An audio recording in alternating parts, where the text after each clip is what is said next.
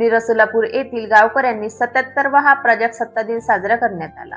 येथील English convent जिल्हा परिषद प्राथमिक शाळा व लाल बहादुरी शास्त्री कनिष्ठ महाविद्यालय त्यांनी संविधान दिंडी काढून प्रभात फेरी काढण्यात आली। गावातील मुख्य चौकात येतात विद्यार्थ्यांचा आणि शिक्षकांचा फुलांचा वर्षाव करून स्वागत करण्यात आले।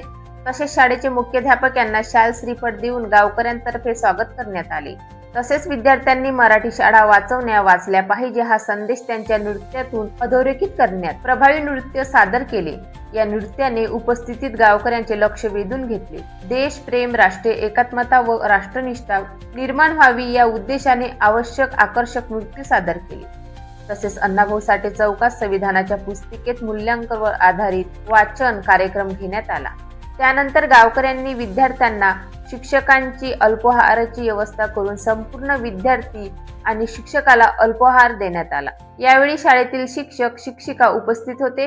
तसेच गावातील सरपंच, पोलीस पाटील, प्रतिष्ठित नागरिक व महिला मोठ्या संख्येने उपस्थित होते।